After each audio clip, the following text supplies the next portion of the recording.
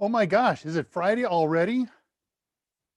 I, I don't know. I was sitting here at my desk and suddenly my camera turned on and my microphone turned on. And next thing I know, I was on. At least I think I was on. Showing a very long delay. Hey, let me know how my audio is. I'm using the lav mic again, doing some experimenting. What is this? Okay. I got messages on the back channel already. So let me fix that and change this screen view. And hey, well, good afternoon. Good Friday, everybody. Happy Pi Day Friday. Happy dramas. Except today we're not us. Scott and Mike are cranking it out hard right now. They finished writing Security Plus in a phase that we call first writes. But there was a couple loose ends that they were talking about last night. And next thing you know, Scott's working late into the night and early into the morning to tie up loose ends. And then he and Mike got together this morning to finish those tie-ups before they go into their 4 o'clock meeting, which oftentimes is a 4 o'clock beating. But apparently today when they say, here's the last of the 14 sentences that needed some painting and spraying, there will be joy throughout. And then mostly it's in the hands of the publisher. It'll come back to Scott and Mike for a little bit more effort. But for all intents and purposes, the book is done and they are working on other projects. So let me take a quick peek, see what's rolling on here, and then we'll start things up. So I do miss my buddy Scott, and he said, if you missed him really badly or if I'm flailing, I could send him a back channel message and he'll check in. He's probably watching right now, laughing as we speak. There we go. Security Plus for the win. Well, it's Friday. It's 2 o'clock Central Time, and we have a bunch of people starting to join us already. Thank you very much. We get together once a week for Pi Day Friday and Mike twice a week for his AMA to deal with the fact that many of us are still enclosed and closed down and locked down due to the COVID epidemic, but we don't want to stop our learning. So we get together, we answer questions. Mike focuses on CompTIA courses and his books and videos and all of the other myriad input that he provides to the industry.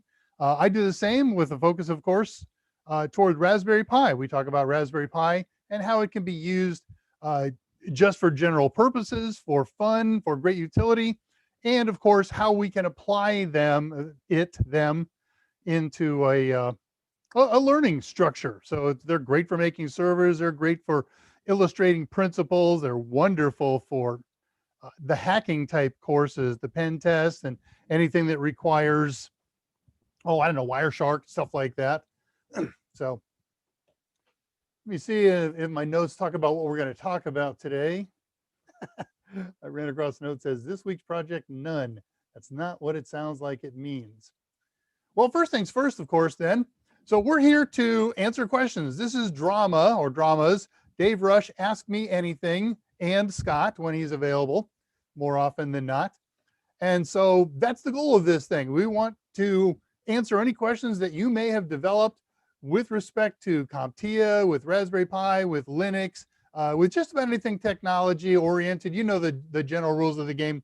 No politics, no religion, and other than that, if it's something even close to technical, we're good for that. If you're watching this on an archive later, it'll be a little tough for you to post a question on the live stream. So we invite you to contact us via email or the other venues that we support. Yeah, see, now I don't have my partner in crime. I don't have things all lined up, ready to go smoothly. But there we are. So you can email me at daver@totalsem.com or my personal email, one or the other, drushtx@yahoo. It's my main personal email. If you catch me steaming, and I have been steaming a little bit late night this week, you'll find me at drushtx. And if you've watched the other archives and you know my partner in crime, Scott Jernigan, he is the editor-in-chief and one of the co-authors at Total Seminars, along with Mike Meyers. Very technical, and man, you want to ask him a grammar question, you'll get a book. have a little fun with him on that. I certainly do. But you'll find him at scottj@totalsem.com or Scarhart. You can find us both on LinkedIn, Dave Rush or Scott Jernigan. We both, of course, work for Total Seminars, so you can find the right profile with that. And we have received requests from our higher ups that if you're watching this thing live or later in the archive, like and subscribe to us. It's not because we want to market to you. It helps others find these things. So when somebody looks for YouTube Raspberry Pi, the nice folks at YouTube say, hey, here's a lot of people who liked the drama. So we recommend this one. And that's where that's all coming from. I can turn it off quickly and easy, huh? But wait, there's more. Yeah, I think that one's correct. I'll bring that up in a second. Let's poke in. Thank you, Scott, from the live feed. So quick bounce around, see who's checked in so far. Tullowit turned in 37 minutes early, and Tullowit and I were exchanging on the unofficial Mike Meyers Discord channel that Jose Braden set up. I'll poke up the invitation and information on that in a few moments. Armando P is here. Long time no see, Armando. Thank you. Glad you're here. Hi, Dave Rush from Lockdown, Southern Cal. Is that the first time you're here? I was thinking your name was familiar, but well, Armando, I'm fairly sure I recognize your name, but if I'm wrong, I apologize. And if you're not part of the Discord channel, we want you to join up. We do a lot of text back and forth and video and voice. So anybody who's here, by all means, that's a very active channel. I'm logged into it 24 hours a day. If it wonks, that means somebody's referenced me, and I'll poke in general and see what's going on. And if not, there's a lot of cool little subtopics that have been happening on there. There's always a Linux discussion. There's pen testing discussions. There's CompTIA study discussions. There's been a huge discussion lately. Yep, it's Cider on subnetting and subnet masking. And I threw a little bit of that on him, but it's such a broad topic, and Mike has done it that you don't need to hear from me on that. But if you got specific questions, I'll be more than happy to answer them. And Scott did a great pun with his unfolding drama line. Andre's here. Andre's here. Nice to see you, my friend. And audio's good. Thank you. Thank you very much. If it does go bad, sing out right away. I can switch over to the camera microphone right away. Because of today's project, it made sense to use this. And I'll show you the equipment setup and why that makes sense as we go on. It's kind of a cool thing. Andre, what are you going to do when Scott says they're done and posted? Hello, Kevin Lopez, my brave traveler, our brave traveler. I can't think of anybody in total who was into the Sims, at least very long. Scott's into Civ, big time. Sam McFarland, greetings, my friend. I am fine. How are you? How many pies do you have now? And I don't see any of our other people who are working on collecting large quantities of pies. I'm disappointed, but it'll happen. It's not the same without Scott smirking in the background. He's reading. He's smirking. You just can't see it. Sims are simulations for people who listen to the name. Sounds like Mike and Scott might be fighting against the wind. Okay, all right. So first pun's up. I hate to be repetitive, and I apologize for doing so, but I mentioned this on last week's show, and I couldn't do it on the show the week before. So Bob Seeger and the Silver Bullet Band, effectively the Silver Bullet Band has 2 full-time members and a number of transient members. And one of the full-timers, our saxophonist, Alto Reed, passed away 2 weeks ago, a little over 2 weeks ago. Very, very heartfelt and painful for me. So this is my tribute shirt to him for today. He never got his own shirt. If he did, I never got it. And if he does, I'll chase one down. But so if you listen to Turn the Page and that opening intro, da, da, da, da, da, da, that's alto, and that will never play again. So sorry. Zoom it along. Sims and simulations, and you're gonna like having Bob up there. The pun quantity is enormous. Andre, got the silly IP cam working. Only problem is that I have to type in the URL every time in VLC on Android. VLC doesn't save the link on mobile device, or I haven't found how. Yes, you absolutely can. I have a link saved on my desktop, and when I accidentally delete it, I never remember how to do it. I've got to go and look it up again. And I have a very old version of Android here. It's Android 7, which is Nougat. I have to change my phone this week. They're going to turn it off. But if you don't find it with a quick search, how to save a URL shortcut, use those phrases on Android desktop. If you haven't found it by end of day, I will post whatever I remember and what I can do on the Discord channel later. And if anybody else wants to throw in a quick couple of steps for Andre to save a shortcut URL on his desktop, please do.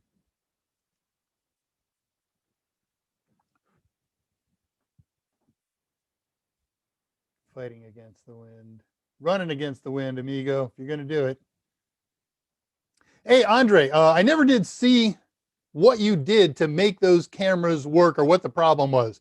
My theory, and I kind of share this with one of the other participants over there, Zach, is that your system either had a static IP address that wasn't compatible with the IP address of your network. In fact, I'm going to key on that.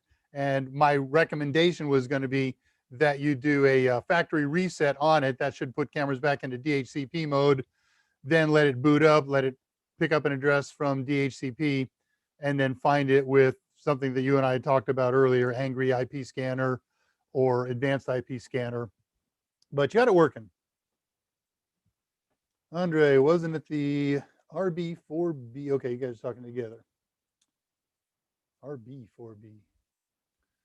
Hopefully Dave knows. Yes, I do know that it can be done. Again, I don't have it off the top of my head, but it absolutely can be done. And I will come up with the answer for you in Discord today if you don't have it found already. I am here, says Sam McFarland. He is. And ciao, greetings, Alice. I have an interesting side bit of news today. It's not newsworthy, but it's an interesting thing. Alice, I think you're going to be particularly interested in this one. I am.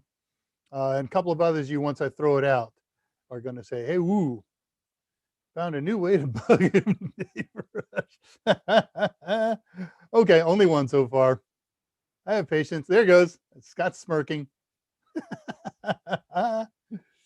Hey, that's right. I do have the Audacity. There's like a triple pun in there. Way to go, man. I was horrified when Metallica I'm horrified when anybody covers a Bob tune.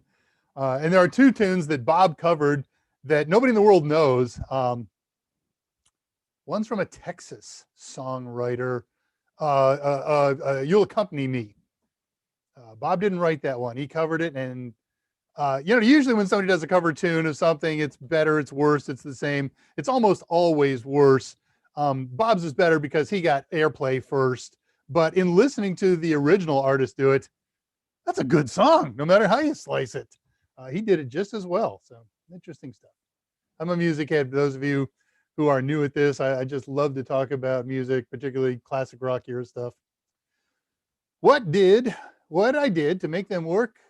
Curse, cry, throw stuff, scream, drink lots of beer, and very good. Okay. My father, still with us. Knock wood, keep on the board.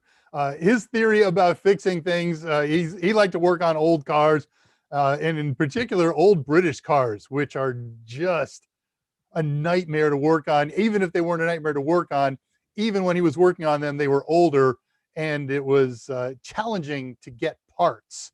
You could never get, for the kind of stuff he was working on, old Triumph TR2s and TR3s and old early MGs and things like that. So parts, the only place you could get parts back then was out of a junkyard. But his theory on fixing thing was close.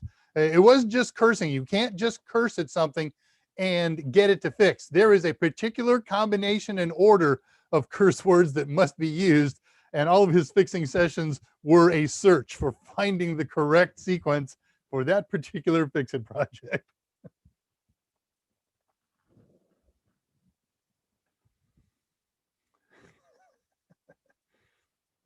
They're just fighting, not running against the wind. Okay. Hey, Dave, what's your favorite Pi version? The one that I have in front of me at the moment. Um, I love the big Pis. Pi 4 with 4 gigs it makes me very happy, but even I recognize when there is such a thing as overkill. So I run in the house a Pi hole on a Pi Zero. It's got 512 megs of RAM. And on that same box, and I run that with full Raspberry Pi OS. It's got the GUI and everything except the recommended software. I don't need LibreOffice or any of that stuff on there. So it's the second most full version. But in addition to running the Pi-hole on there, I'm also running a different dedicated web server. There's a SSH server. There's a Telnet server. There's an FTP server and one other thing. And before we get done in the next couple of weeks, I'll have 2 more servers that I expect to run on that. Some kind of DNS server, either DNS mask or unbound, and a VPN server. And also, again, I've got a choice on those. I'm working on which one. So that little tiny guy is just wonderful for expansion. Is that my favorite? It's my favorite when I'm playing Pi-hole and dedicated simple web servers. What I got in front of me for running my Plex Pis for something that's really CPU and memory intensive, like Plex or Kodi, can't beat a high memory 4. And I have so many 3s around here that whenever I want to start a new project, I just grab a 3 and start on there. And if I'm happy with the performance, cool, that's my favorite today. And if I'm unhappy, then I'll look at a 4. And the nice thing about 3s is you can find them used with cases and power supplies for 20, 25 bucks. Cost you 35 bucks, give or take, to buy just the board for a 4 for the 2 gig model. And then you got to buy a power supply and a case and whatever. So for money savings, you can't beat a 3 unless you're looking to do something really new and creative. I heard, says Alice, that Michael Smyers finally agreed to teach us Python and we'll be live every Tuesday and Thursday from 2 to 4. Thank you so much, Michael. I can't wait to begin. I hope he's listening to this. He has an alarm clock that goes off 10 minutes before 2 because he's the one that turns on the YouTube broadcast, and it goes off again a couple minutes before 4. He turns that off. But sometimes he does listen in the background. So we'll see. I never heard that, so I'm kind of curious what your source might have been, but I don't doubt your veracity. I'm sure that you did hear it somewhere, perhaps in a dream state.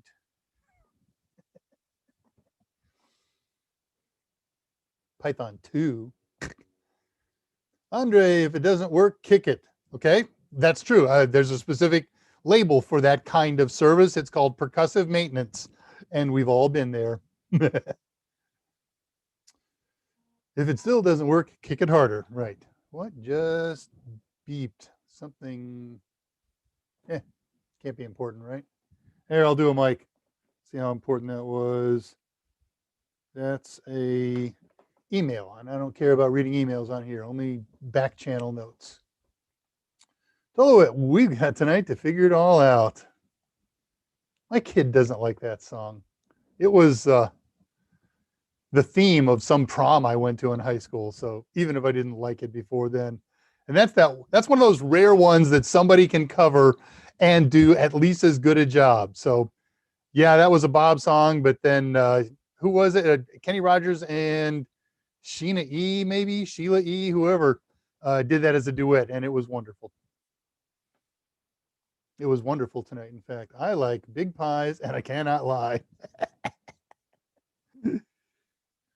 Simon Edling, good to see you again, sir. And Connor, Python would be awesome. I mean, look, Python is awesome. I'm learning it too. A whole bunch of us grabbed this course. If you're not watching the incredible number of Udemy sales that seems to go every day or every other day, and pick up a good Python course for 10 bucks. man, you're missing the boat. So keep watching Udemy. Go sign up just to get emails from them if you're not enrolled in any classes, so you can get the notification on when the sales are. Okay, that's drying up. Let me take a look at some other things that I can share with you. For instance, this. Click, click, show. So as you may well know, Total Seminars is always offering discounts to those nice folks who join us on these AMAs. And this week's special, very similar to some other specials, but there's one minor difference. So we get 50% off all A+. Let's do this. I'm going to spell this thing out because, you know, we just read this off like a news anchorman, and it sort of just, you know, buzzes in one ear and out the other. So let's point out what's here. 50% off A+ Total Tester. So the A+ Total Tester is a gigundous bank of questions for Core 1 and Core 2 A+ exams. So you don't have to buy just the Core 1 or just the Core 2. It's a huge, huge, huge, huge thing. 50% off of that. We also have 50% off Net Plus Total Testers. Also a very large pile of questions. So let's stop there. Why do I want questions? Well, Mike says you need 3 things to really prep for a course. And you may like that, you may not like that, don't know, don't care, not for a course, for an exam. But I am so with him on these test questions. We have a test question program, a couple of them, Core 1 and or Core 2, on Udemy. They're very inexpensive. They're not nearly as exhaustive in question count as the bundle that you can get from our website. But what their value is for somebody to look at a question, answer it, same for another 89 questions, and then go through and review. Did I get it right? Did I get it wrong? What's the explanation? There's an explanation for every question, same in Total Tester. There's an explanation for why all the wrong answers are wrong and why the right answers are right. So A, there's a learning experience if you didn't know. B, when you get all done with it, you go back again and you say, you know what? I didn't know a lot about this particular topic. I didn't know that routers strip off MAC headers before forwarding a message. I'm going to go back and find in my study materials, hopefully it's a Mike Meyers Udemy course, or maybe it's some other source, maybe it's a Mike Meyers book, and I'm going to go read up how routers work and what they do with MAC headers. So its value is not only learning questions that are really useful and helpful, really useful and helpful when you take the exam, but it's also a trigger to say, I've identified in here by getting all these ones right first time out, knowing what I know. And now I look at this list of questions that I got wrong, and those are areas that I can go brush up on. So that's the way a practice test can be used, should be used in my opinion. We've also got 50% off bundles, Total Tester and Sims bundles. We have Total Tester and Sim bundles for A+ and for Net Plus. Sims are our interpretation of some of the things that you might encounter on an exam. You might have to you run a particular command line utility to achieve a particular fix or outcome or whatever. You might have to click and drag to identify some things. Some of them are unique to us. These are things that we think that good technicians should know how to do. And if you can't get your hands on a physical product, then use one of our simulations and do it in a simulated fashion. And some of them, as I said, can be very extremely amazingly useful. We have seen sims on the real tests, and we can't duplicate them. We can't tell you what they are. That's for the non-disclosure agreement that everybody who takes any CompTIA exam has to agree to. But there is nothing wrong with me saying, you know what, I remember a sim that I got on an exam. How about I make one that's like that? It's not the same thing. I'm not telling you what it is, what it isn't. And I'll remember it and either hand it off to one of our gurus in-house who create dynamic interactive utilities like that, or I'll bustle some up myself and they'll make me hand it off to somebody who can do a better job. You get the idea. So again, a good deal here. And then finally, until Sims come out, we've got Security Plus Total Tester. Same process. Code was the date this previous Monday, 01/04 of 21. Use that when you check out, at totalsem.com. That thing's good through this Sunday, January 10th. And we still have offers for teachers. So if you are teaching a class, starting right back up again, probably this week, in person, remote, and it's CompTIA oriented, it's A+, Net+, Sec+, some of the IT fundamentals plus, ITF plus, contact me, contact kathyy at totalsem.com, contact Scott, contact Mike Meyers. We have things to help you out in ways that will make you beyond ecstatic. And yeah, the usual Mike warning, don't try to fake Kathy out. I'm a teacher, I have a class going, I want something really cheap or maybe even free. She'll suss you out. Then she'll come to your house and slash your tires or send me. Okay, lots piled up in there. Hey, SA in the house. Boy, that all piled up. You got so bored with me, you checked in. Good. Lots of people in now. So Scott's posted AMA specials also. You can find out that info online here. Today is the last sale date at Udemy. Yeah, except 2 days ago was the last sale date, and then I got an email yesterday, extended one more day. But you're right, there are periods when they don't have sales. And, you know, jump when you can. Remember, all Udemy courses are lifetime access. You got a course that you don't think you're going to get to till next year. I signed up for 7 the other day. Kevin found them on a Reddit post. There were 9 free. There was a couple that I decided weren't up my alley, but there were 7 that I was definitely interested in picking up. So watch for the free ones, watch for the cheap ones. Most of when they have on sale, they're usually 10, 12 bucks. So super stuff. Connor, Tim Bachilka on Udemy is great for Python. Okay. And I'm using Mahalik, somebody. What about, asks Alice, a stream on how to build your hacking lab on Kali? There are so many pre-installed tools that you get lost. Yeah, Scott and I have talked about maybe putting together a series on Kali, lab stuff, just short intros on how to do this stuff. I'm not sure that that's fair. I don't know if that, excuse me, does it justice. If we can't do a Kali course, if we just do touch on topic, I don't know. I'm not stunningly comfortable with that. I think there are some great utilities that are really fun to start and get you going down the path. But, you know, we're mostly not pen testing experts in-house.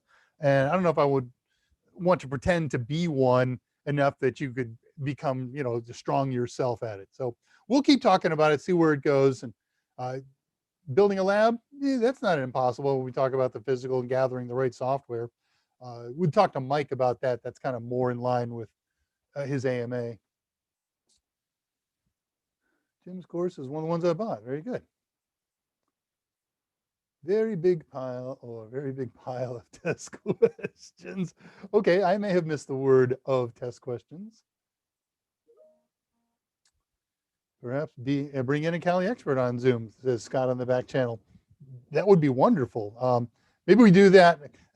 Do we get Kali experts on here or on Mike shows? We can certainly cast out, of course, for an official one. And in fact, I have some very interesting ideas suddenly on how that might work. I'll follow up with you after your meeting today with McGraw-Hill, Scott. I suddenly have a brilliant idea on how we might be able to do something like that and who might be a good SME. Michael Reeves, hello everybody, late to the party.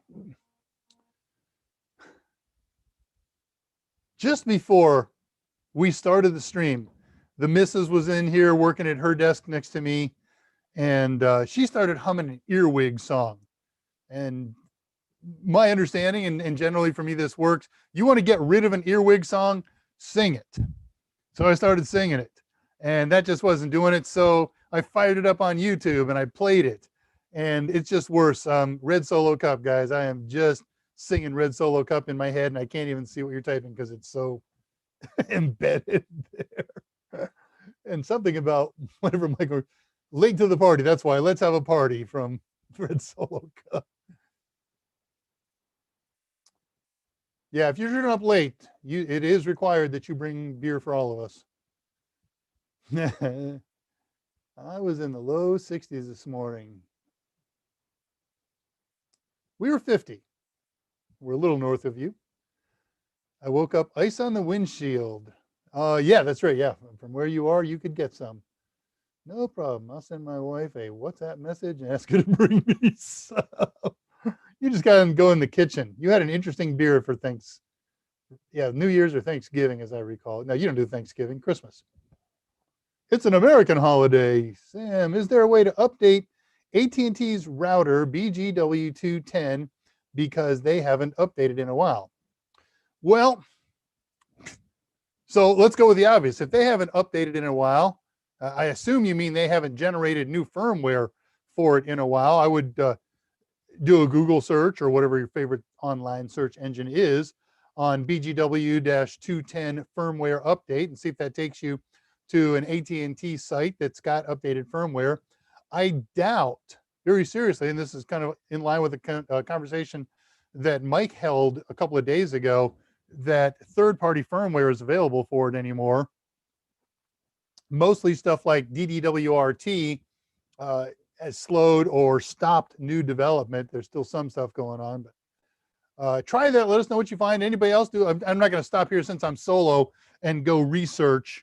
But if anybody wants to take that on as a research project and post what they find, that would be great. AT&T, I presume that's a Soho router. I don't know it. Model BGW, Bravo Golf Whiskey 210. See if there's updated firmware. Meant woke up to ice. Okay, I knew it. Yeah, we slash tires. We do it all. We're a full service company. Udemy sales, sometimes giveaways. Man, absolutely right, Andre. Kali Linux Plus. Okay, I'm gonna key on that in just a second. Let me get down to the bottom of the scroll. Here's just a few more questions, and then I want to talk a little bit about Linux Plus and something related to it. Yeah, Scott, I, and Alice, and a couple others, all in for Kali. I would like more info on Kali. Okay, we're achieving consensus. We will pursue something along these lines. I'm getting excited about it, just thinking about it. Need to get better at it. Yeah, don't we all? I would rip my heart out to learn Kali better. Oh man, I hope more than me was. I hope there's someone beyond me who got that reference. You should ask your ma about that.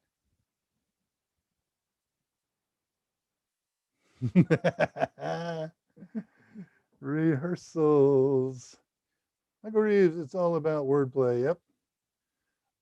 Andre, I somehow managed to save the URL for the cam in VLC Android. Now I better see if I can backward engineer how I did that. Okay. Yeah, I know. I just want to sing it, right? Red Solo Cup. Now it's in everybody's head. I did a gig 2 years ago at a high school, maybe 3 now. And I went in toward the end of it to get some pictures and pick up the gig. As some of you may know, I have a side rental business. We rent pipe and drape, curtains, uplighting, audio systems, mixers, karaoke gear, whatever. This was a really, really, really, really big high school shindig. And as I walked in, they were cranking out Red Solo Cup on a big screen that we provided and about 6,000 watts worth of audio that we provided, shaking the windows out. And it actually hasn't left my head since then. I fill you up. There's other things in Google. Boy, you know what? If you know, God bless you if you're into Google. A couple of us are here in total are a little paranoid of everything that Google does, including the telemetry that they gather on you. And so I use Google as my second or third resort. DuckDuckGo. It's, to my knowledge right now, it's not the best search engine ever, and sometimes I have to abandon it. I got to go to Google. But to my knowledge, it is currently the only major named search engine that doesn't gather any info on you. It doesn't track your IP address. It doesn't track what you searched for or anything like that. So DuckDuckGo for the win.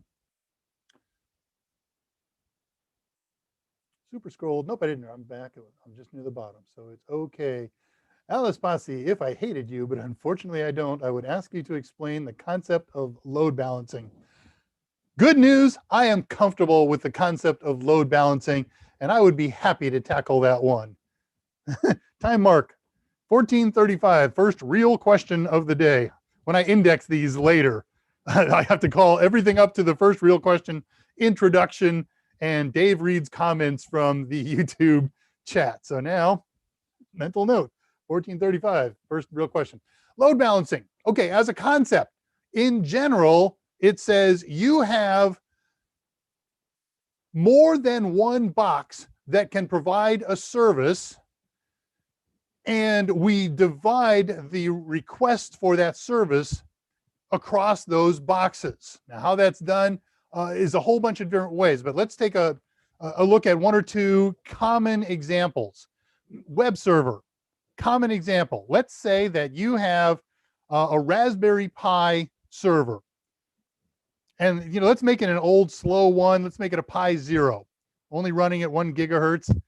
That's a magical phrase, only 1 gigahertz, because when you're old like me, that's practically an unfathomable number. And you've gone really crazy. You have opened up your router to allow people to access that web server from the outside.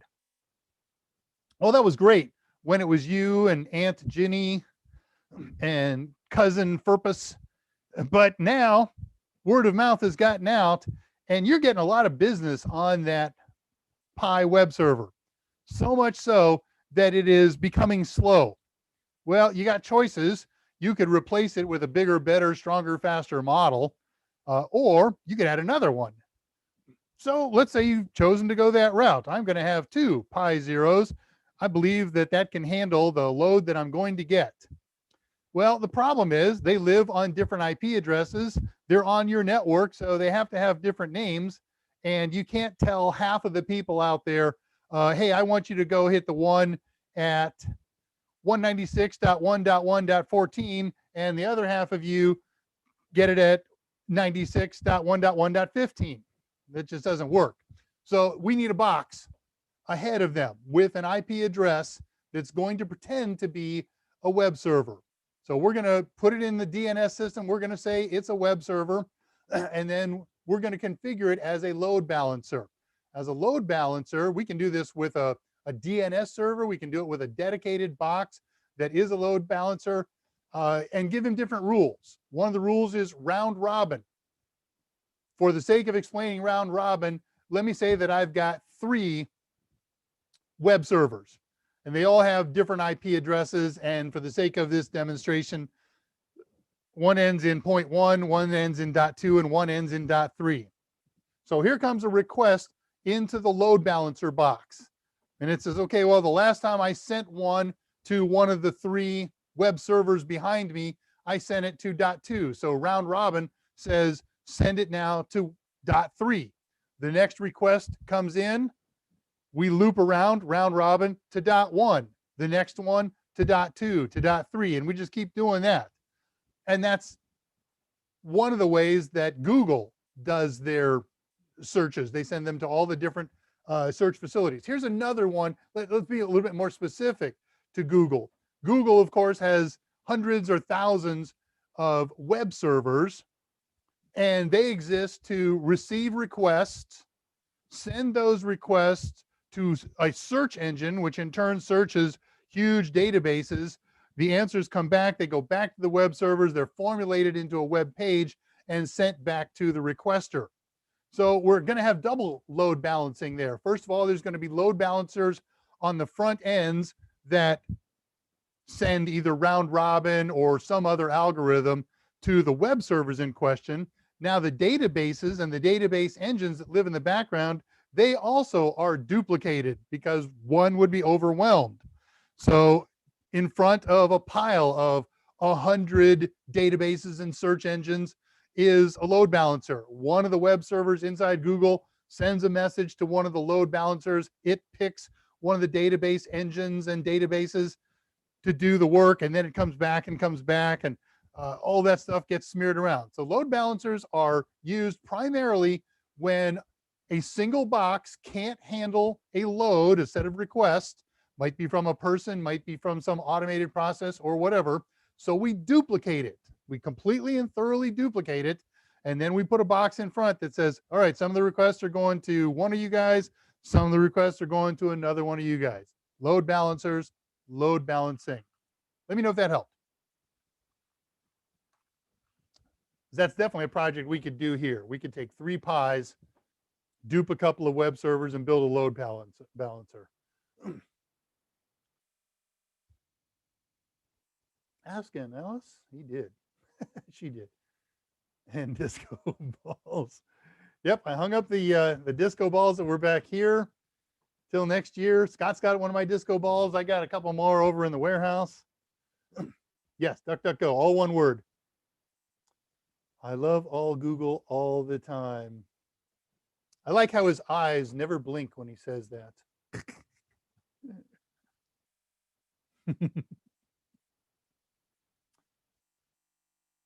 I think Google's original name was Landrew.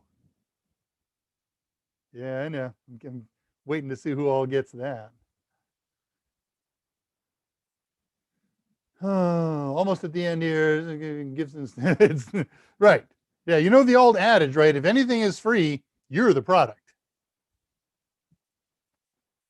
A box like a firewall? Interesting. A firewall with a load balancer in front of it. Why not? Why the heck not? Yes, Google is listening. Are you kidding? Google owns this. This is YouTube. It's owned by Google.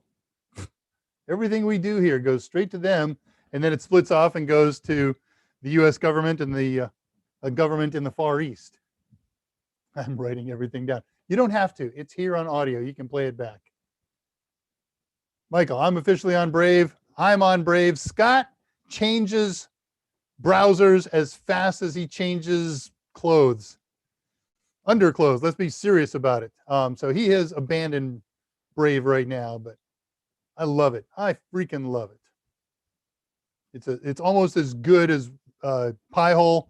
When you couple it up with Pi-hole, I get almost no ads.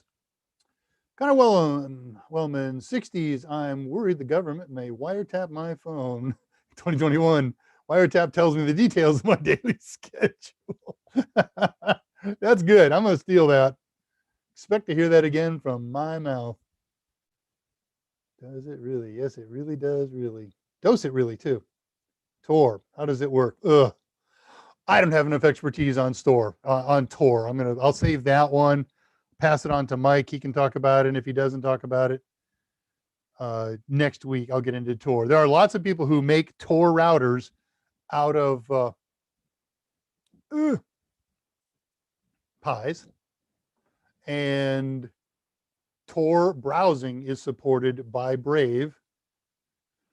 But other than it's really cool and anonymous, and for years it frustrated federal law enforcement, but they have since come up with methods that it is no longer a way to be anonymous and secure on the web. So now it's just interesting. And, you know, it's not unsafe if you're doing something that's not unsafe. Scott, I use Brave still, but also, okay, we'll take it on faith. I think I also know that he uses Iceweasel. That's a real browser. Opera, not Firefox. Michael's missus, my wife says if she gets wiretapped, the person doing it will be bored.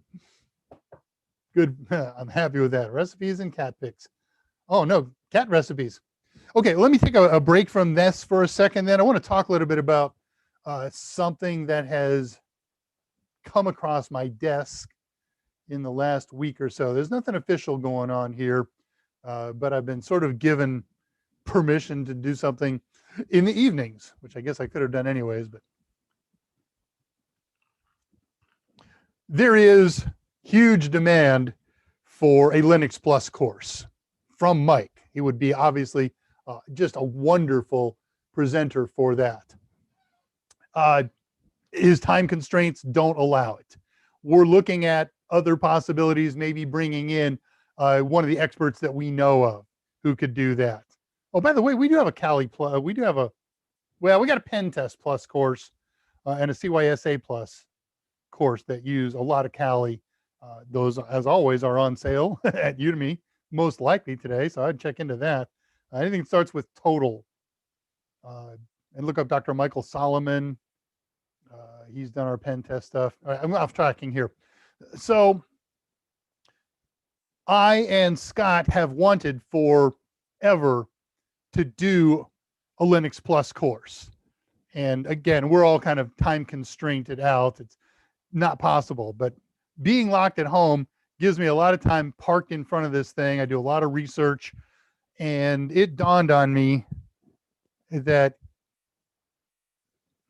maybe we could do one, maybe we can't. I'm kind of chasing down permission, but I did get permission a week and a half ago to start laying out an outline for a Linux Plus something. I'm keeping this outline very broad right now so that it could be morphed into a stand-up presentation, a video presentation, a full-blown Linux Plus book, or what we call our passport books. Our passport books are kind of a just the facts type book.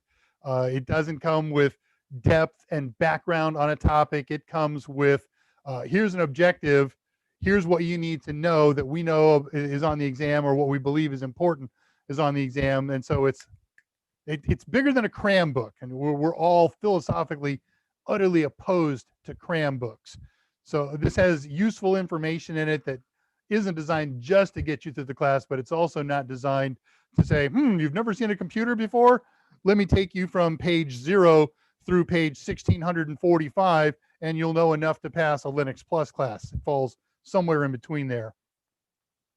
So I've been working on that for a week or so, and I recall reading a while back the objectives for Linux Plus when I started chewing on this as an idea, but not doing any real work on it. And one of the things that I thought was interesting is they put a good deal of emphasis on Git, G-I-T. You all know the term GitHub. And what GitHub is often thought of by casual users is it's a place where people put their code that they work on collaboratively with others and they make available to others. Sometimes many times there are public access. So, hey, I wrote a cool program. It's stored on GitHub. Just go to my GitHub, GitHub/Dave or whatever, and you can go and download the files for this particular project. Well, there's a lot more going on in Git, and I'm not going to do a Git class today. I can tell you that GitHub is the largest public repository of Git servers in the world right now. It was purchased by Microsoft a year or two ago, and they've got free platforms and they have paid for platforms, and I don't know what their monetization model on it is. I don't know if they're getting their money from subscriptions or ads or whatever, but Git is more than just a repository for code. It is a repository for code version handling. So when I write a program and its version, it's kind of traditional, no longer to start with version 1.0, we start with 0.01. And then when we update it, it becomes a 0.02. Well, those updates are managed by Git. And one of the really cool things about those updates is because of the way collaborators work together, there is one or a group of operators of a particular hub entry. And then you get folks who pull down the code, they make some changes to it, and they put it up as a prospective change to the master code. We're not allowed to say the word master anymore, but I don't know what the alternative is today, so that's what it's going to be. And then they post a request. There are GET requests and push requests and about 7 other requests that go to the operator who approves or forks another thing, and the master gets updated, or an alternative split off gets updated. And you have to know all of this stuff for Linux Plus. Not now, when you look at that, that's a really cool thing. It also points out to this equally cool thing that there are lots of products, lots of things besides programs that could tolerate that kind of development. Excuse me. How about a collaborative written document, a white paper, a thesis, something along those lines where you get multiple people doing input? That works just as well on Git. So there's a lot of really cool version management aspects to Git. So I find that fascinating. Michael Smyer set up a Git server in Total Seminars for all of the coding that he and the other developers do. So, and they manage this thing just like it's GitHub, except it's private, where Git is public. So to be sure, I'm going to do something on that on Linux Today. Yesterday, a new How Git Works Under Linux came up, and about a month or 6 weeks ago, there was another tutorial on Git. So I'm seeing more and more interest. I find that interesting. So we're going to do something with it down the road. All right, let's see what's happened while I yammered through all that. Not too awful much. We're late today. Call some friends. Let's get some people here. Is it, says Sam at 2:45, possible, I'm guessing is the word you intend there, to replace the router that came from the ISP, such as AT&T? Yes-ish. Mike Meyers uses AT&T as his ISP. And because of some quirks in his system, he couldn't replace the router they gave, but he used it as a pass-through. There's a challenge with that. Even as a pass-through, there are certain features that it will not relinquish. For instance, if you go to an invalid IP address, rather than it being forwarded to Google and you getting a 404, it goes to AT&T's 404 handler and their recommendations. It looked like you were trying to go to a place called Pie Hut, P-I-E. Maybe that's not what you're intended. Maybe you want House of Pies or one of their other subscribers or partners in advertising. My provider is Comcast. With Comcast, I can take their router and completely replace it.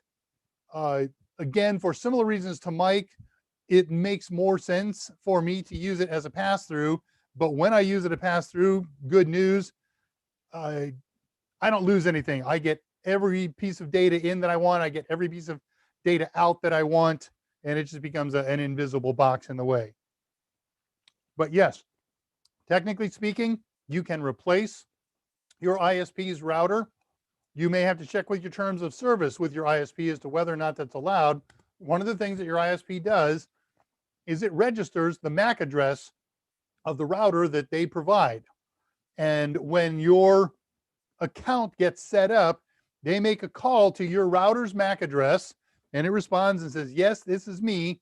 And then they send a profile up to it with the services that you've contracted for through your ISP, primarily bandwidth, but maybe you got static IP addresses that you've been assigned, and they're going to send up their DHCP information and so forth. They call that provisioning. So when you pull that box out and you stick in your replacement router that you purchased, your Motorola Surfboard, a very good cable modem replacement, it's going to have a different MAC address. So what you have to do then is one of two things. Either work with your ISP and say, here's the new MAC address of my new box, or most boxes will allow you to go and spoof the MAC address, and you put in the MAC address of the ISP's original box. It's legal, again, as long as it's within the terms of service that you've agreed to with your ISP. But technically speaking, yes. If you've got a box, a router that supports the appropriate input, it's a DOCSIS modem, so it supports cable RG6. or it's a DSL modem. It supports an appropriate DSL connector, RJ4, RJ11, or whatever other box you got. Hope that helps. You need a course to test pens. Absolutely. Yeah, me too, Alex. We're working on something. It's an exciting prospect. Scott Jernigan, it's a question for him. I'm not even going to read it. It's an IT thing. I can't answer that question, Telowit. Google's recording. Yeah, absolutely. GitHub is developers' best friend, says Connor Wellman at 248, and he's certainly right. GitHub's dirty secret is version control can be done at the command line. Not sure that that's a secret, but sure. Okay, David. Nice to see you. But yeah, and especially developers know that, who do that, or are more familiar with it. But it could be done either via GUI or by command line. Don't tell Papa. Come to Papa. Okay, we finished that out. There's a house in New Orleans, the House of Pie. Yeah, if you don't live in Houston, you don't know House of Pie. It's a, and you should. It is a small local chain. It's a pie shop. Lots of good things. And we know it here in Houston because there aren't that many of them anymore. But back in 1980, plus or minus, a gent named Rod Canyon, former engineer over at IBM, goes to a House of Pie, is chowing down on some breakfast, and drew out a pre-plan, a drawing for a computer that would be IBM PC compatible, but would be in a carrying case that was part of the chassis. With that category got called luggables back then. And he called that first computer design a compact computer with a Q. And here we are today. I used to work for Compaq a little later than those days, but I knew Rod, and he and I flew together. I helped him get some of his license, and he, me, mine. So we know House of Pies down here. AT&T didn't like me changing the default settings. Definitely true. Sometimes you got to do that behind the scenes. And this Compaq was born, and thus Compaq was born. It was this, thus, that. Okay, I'm with you. Oh man, Telowit. If you can do that with a Dean Morton voice, maybe. Morton? Hey, well, it's coming up on the hour, and I promised we would talk about a project today. So it seems vaguely appropriate that we do that. Let me go dive into Uncle Notes here real quick. We'll do what we did last week. We'll do every week we do our review of what we did last week. We do news and tricks and trips of the day. Check the notes one more time, or check the feed one more time, and then get into the project. This is a fast project today. Not one of those fast projects where Dave says it's fast, and 25 minutes later, he says, see, it wasn't that fast. This thing is really fast as far as installing it goes. Then we're just going to spend a little time poking around with it and see what you can do. So last week's project. We didn't have a project last week. That was kind of the nice thing about it. We just did Open Line Friday, for those of you who know the reference. That's kind of weird. So I took questions. I talked about, that's weird. Oh, there it is. We talked about 4 trips and tricks of the week and news of the week. So I took a very short 2 or 3 minutes and showed you a neat way to use the netsh command, netsh, with the option wland, netsh wland show drivers. And that's a really amazingly useful command. It's not on any CompTIA. It's not commonly used. People have forgotten about it. And somebody reminded me of this particular one, and I talked about it.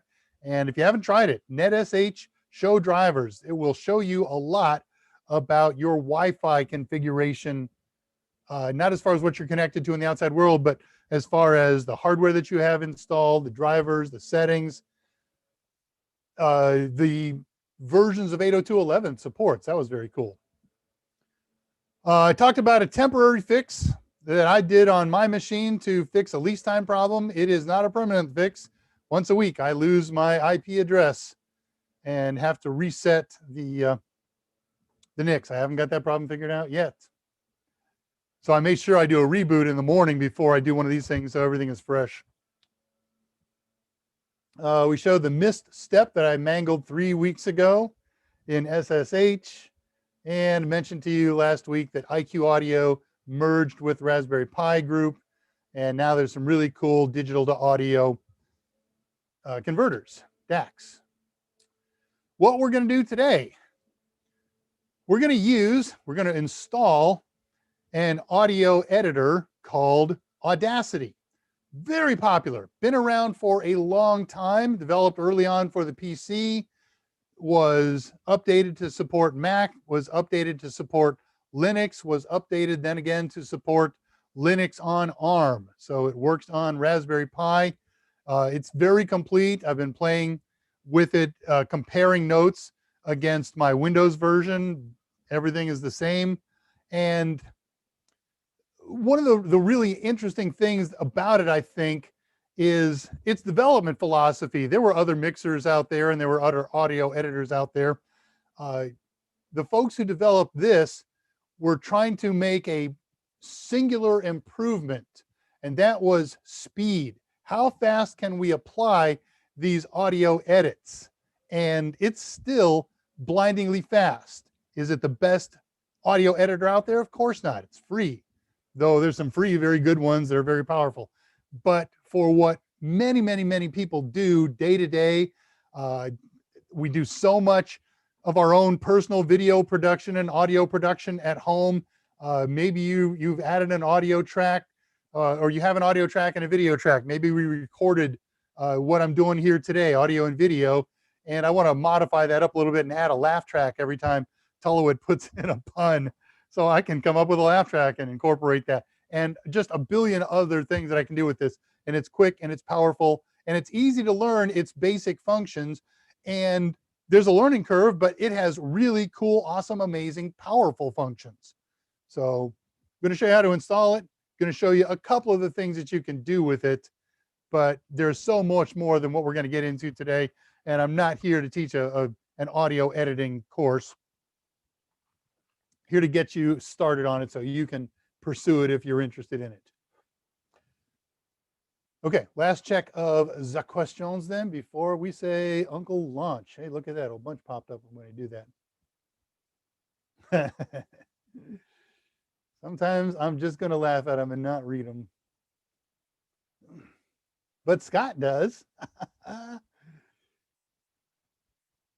257, could you put the URL for an IP cam in a QR code and use the Android camera to put a link into VLC Android? I don't know why not. Where are you going to put the QR code? Because obviously it's not going to be on your Android screen. You can't turn your camera around and take a picture of it. I'm going to theorize the answer to that is yes, but I don't know the specific steps. Laughter and pain is still a reaction no matter what. Yeah, there are so many. David Zentera at 358. The only thing was the BIOS code was proprietary, so they found a way to reverse engineer the BIOS.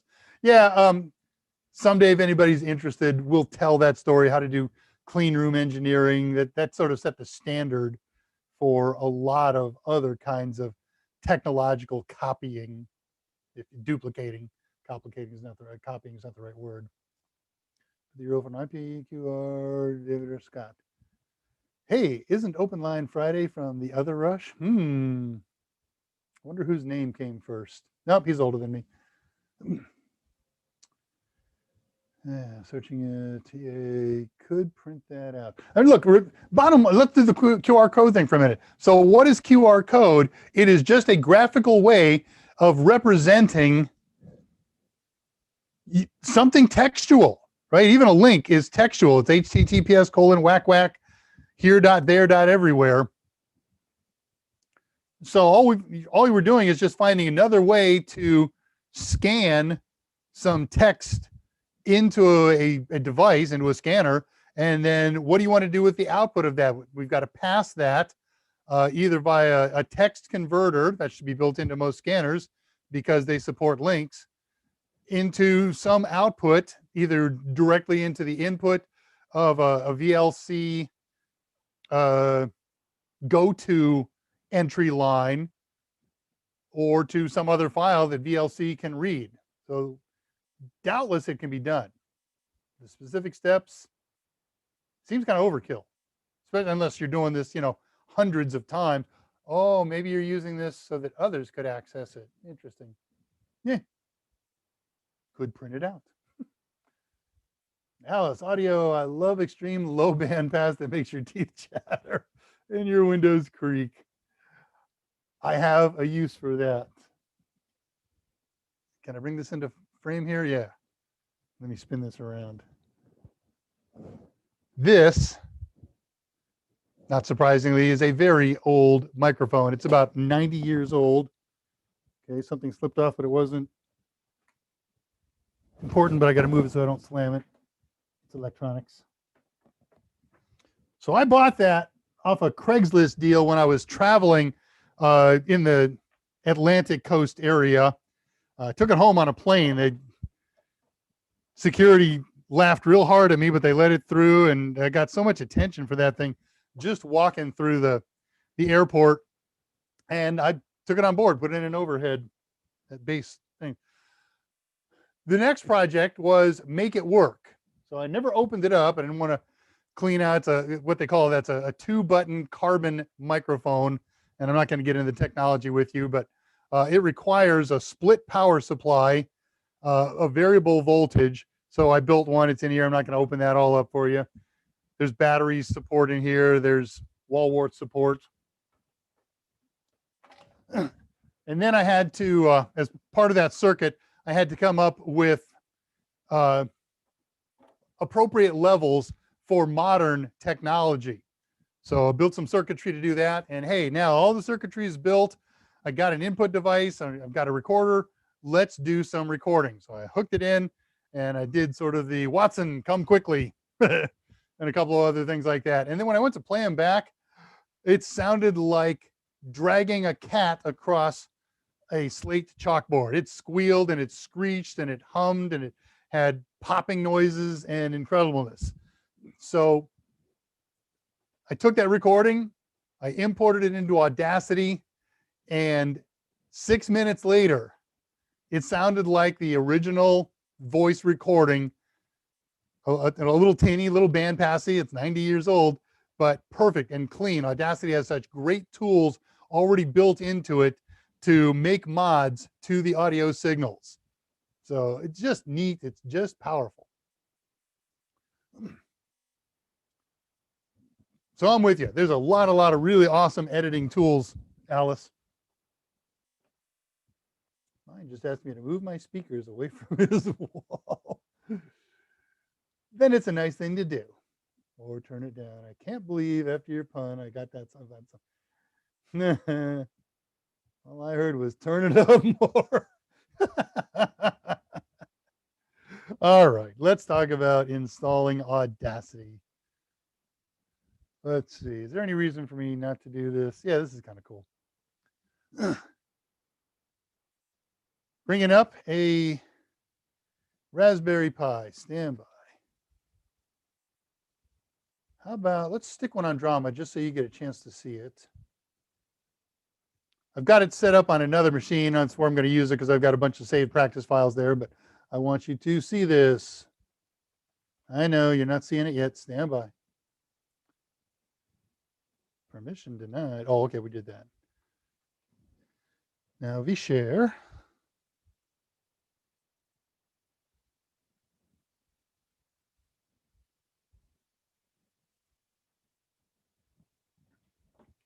Okay, looking at a Raspberry Pi. This one, drama, is a Pi 3. One of the really cool things about Audacity is it'll run on any model of Pi. I don't think I would run it on a Model A or a Pi Zero. A half a gig of RAM will probably work, but I'm a lot more comfortable with 1 gig. So as with anything, before you ever do an install of any kind, I'm not going to hit the enter key on this, so it should be pretty quick. Run a sudo apt or apt-get update. And when that's done, run a sudo apt or apt-get. And you can pre-feed the -y and then at upgrade, you can also do -y afterward, or you don't have to do -y at all. When it starts the upgrade, it'll say, hey, these are the things that can be upgraded. Press enter or press Y to upgrade them. But if you don't want to be bothered with that, I know they can be updated. That's what I want. You can pre-feed it -y before or after the upgrade. And of course, I mention this every time, but I want everybody to get used to working with these kind of Linux tools. You can combine commands together in several ways. The usual way, it would be something like sudo apt update, and a double ampersand, then run this command. And the two commands run together. If you do this, you can string another command and something else and something else using the double ampersands here.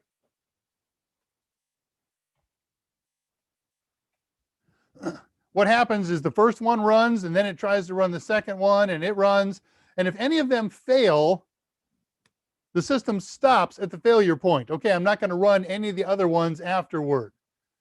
There's another separator that you could use that says, hey, even if this one failed, go ahead and try the second one. All right, so we've updated and we've upgraded. Now the installation couldn't be simpler, and it's very quick. I don't have it installed on this machine. So you'll say sudo apt or apt-get. I like apt because it shows me a completion percentage bar at the bottom of it. There are places that apt's not appropriate and apt-get is, and vice versa, but mostly they are interchangeable.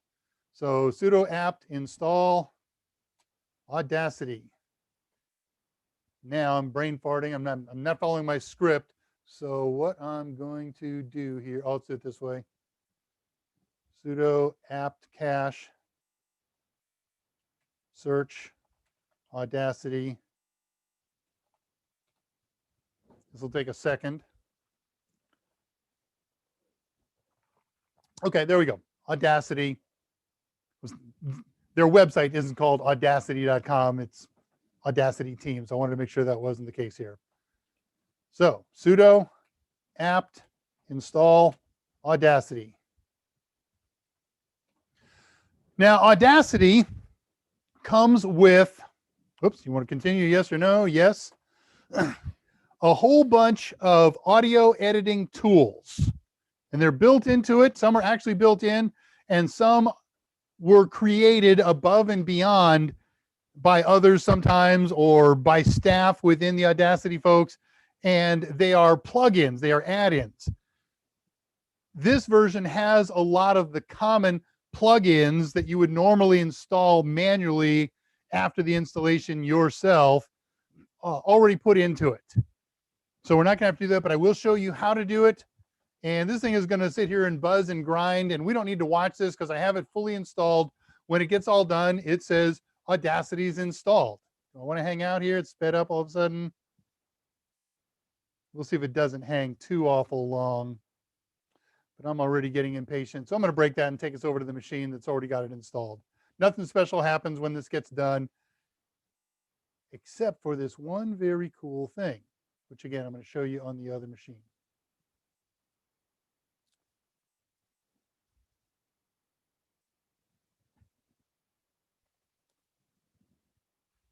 Excuse me. Okay, share this.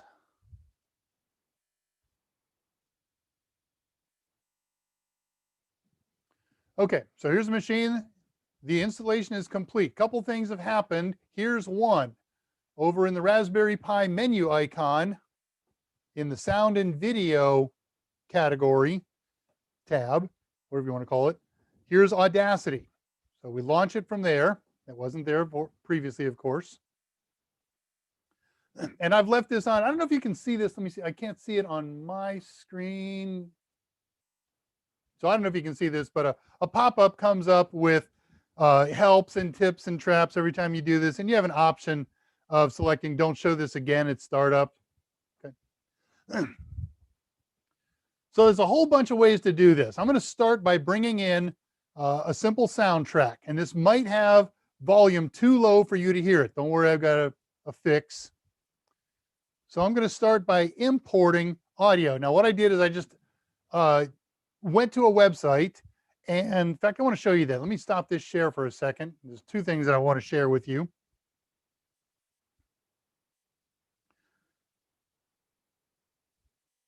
Sharing, clicking.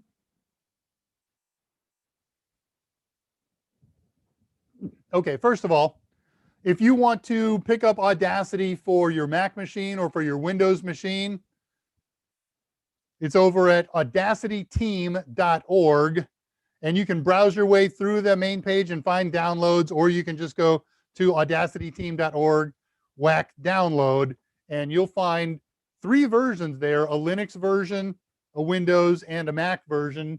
Download them and install them the way you normally would. It's already built into the Pi repository, so we didn't have to do that. Now you want to use it.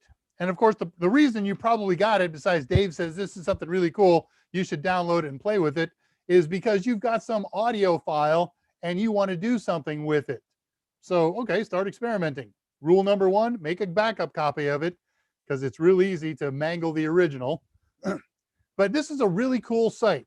This site has 50 tracks running anywhere from 1 to, I saw one today that had 62 different tracks. It was a full orchestral presentation where every instrument was broken out on its own separate track, and you are allowed to download those. They come in as a zip file, and it can be a little slow to download these things. The site seems to be very slow.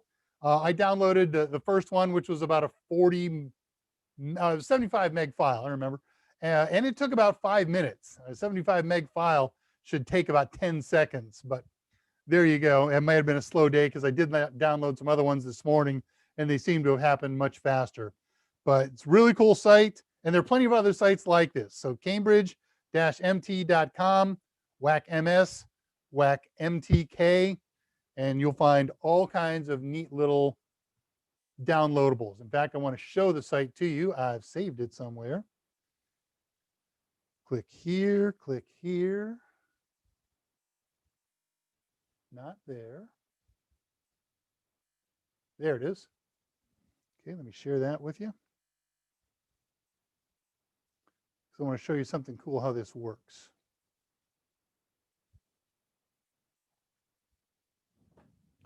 All right, so you don't see anything on here about 50 free tracks. I got that as a link from another site, from one of the Odyssey sites. But if we scroll down here a little ways, here's all the projects, those 50 tracks. And what you can do is you can start to play it, and it'll play it with all the tracks mixed together. If you find one that you want to experiment with, a small one that doesn't have many tracks in it. In fact, I'll show you one that I used for today. Okay. Brahms Hungarian Dance Number 5. Da da da da da da da da da da da da da da da da. You can get the idea. So we could listen to that. We're doing RNC here. The audio isn't piped, so you wouldn't hear anything. But I listened to a couple seconds of that or an excerpt of it. So what you do is you right-click on the size under multi-track, and you save link as. And it will download and save a zip file, and then you can unzip it and get the tracks. So let me show you what exactly that entails. Sharing the Pi server again.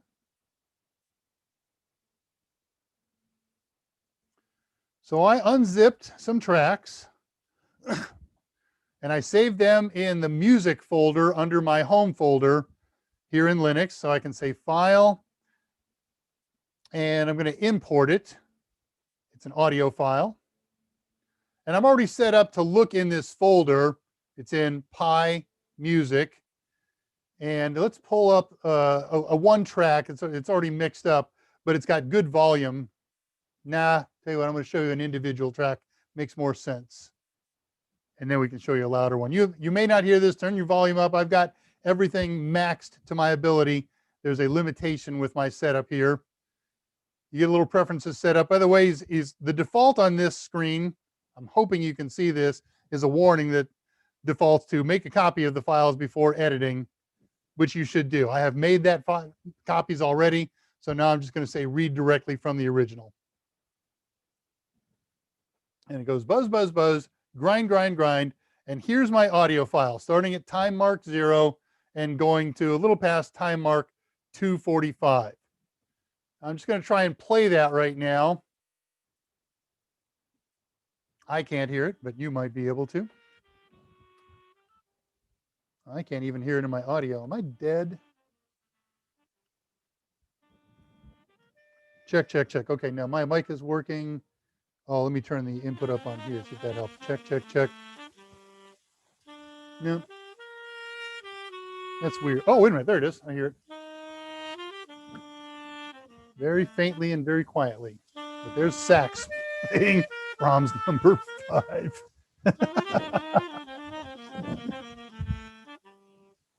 All right, I'm going to stop that.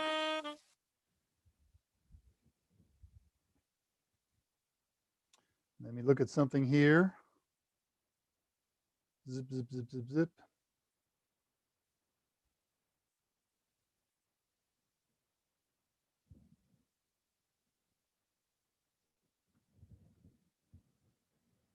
All right, hang on. I got to make a connection on the back of my table here. Hang on a second. I'm muting while I do this.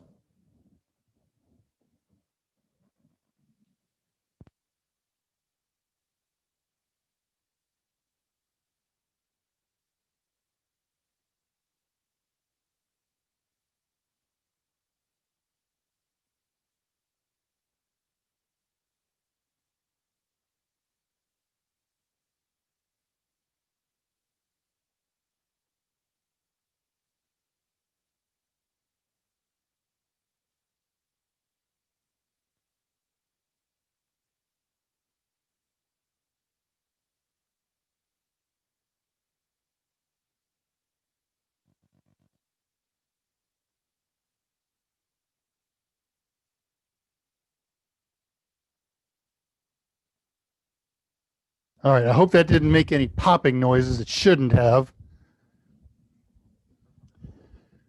All right, now let me see the thing I wanted to look at on this page. I don't see it, so back to business.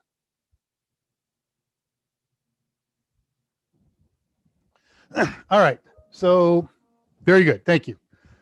Let me bring in a second track here. Oh, that's what I wanted to see. Hang on, let me see this. Close you, close this, look at this. There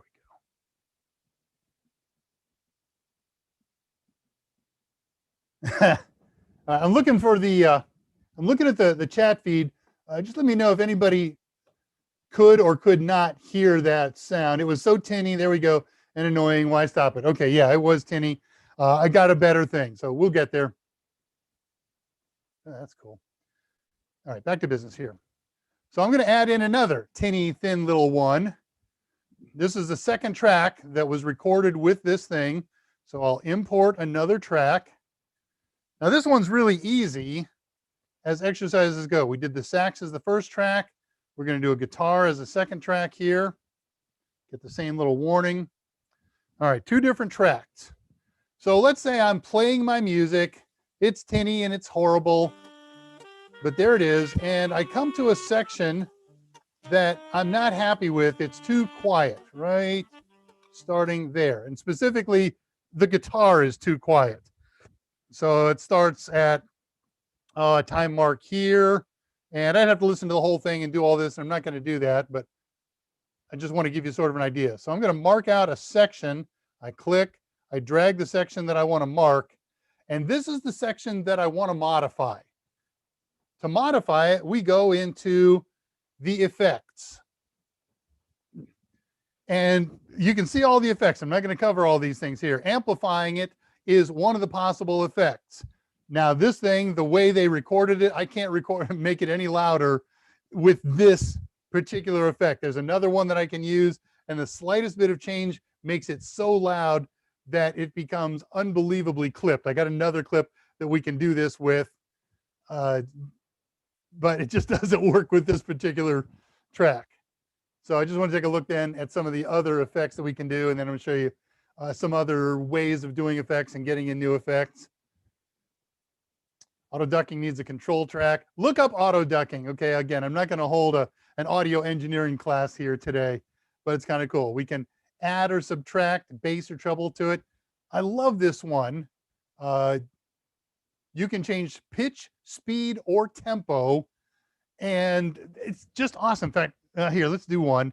Let's say I want to change the pitch of this whole, no, not both tracks, of the guitar track.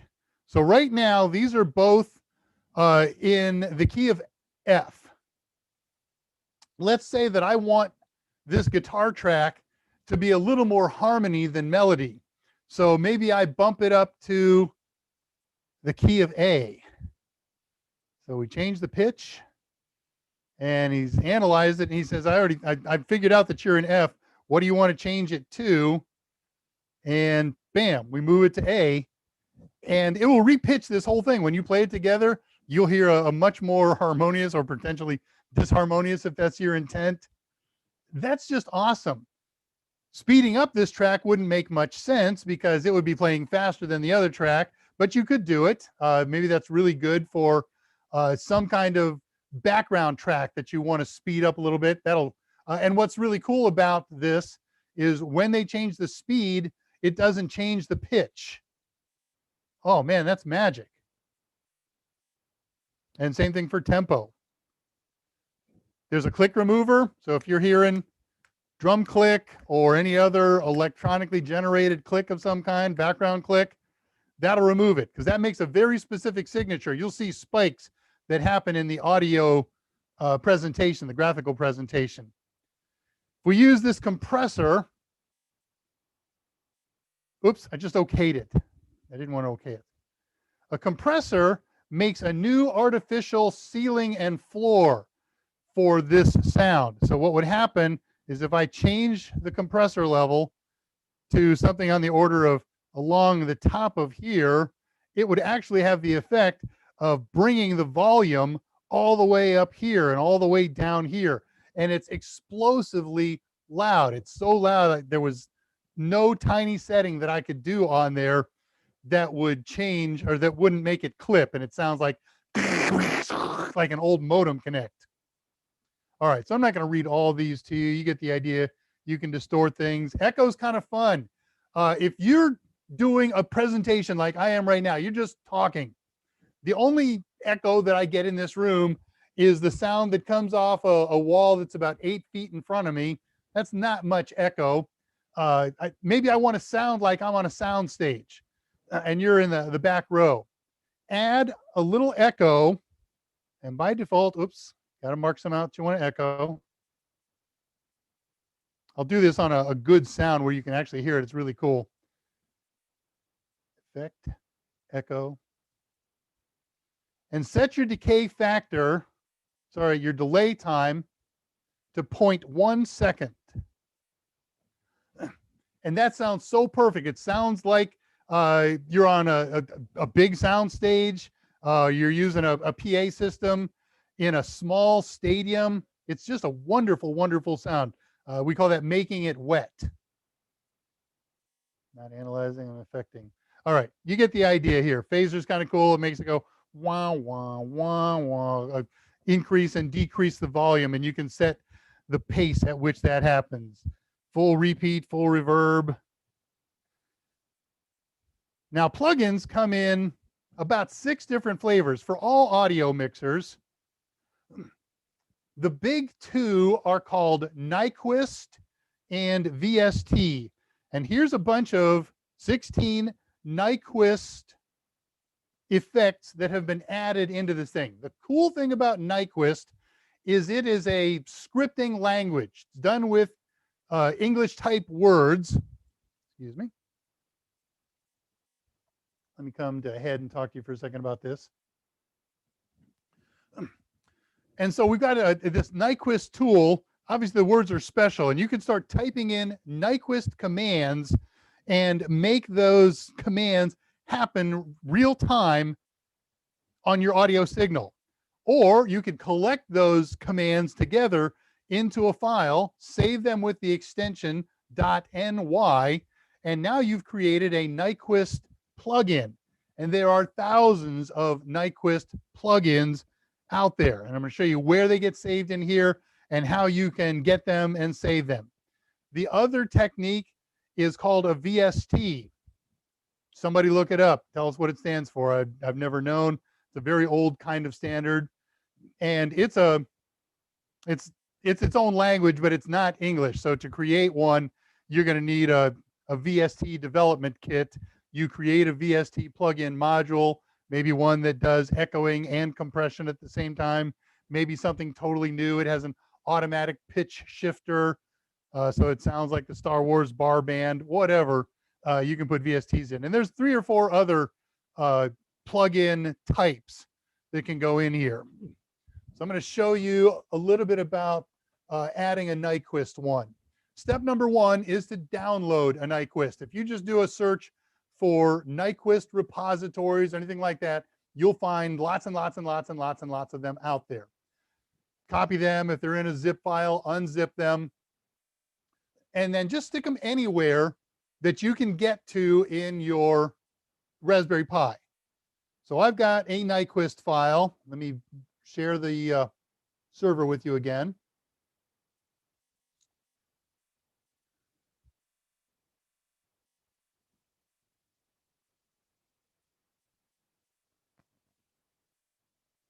All right, I'm going to open up my handy dandy little terminal here. Takes me to my home folder. I'll do an ls. So I think what I did,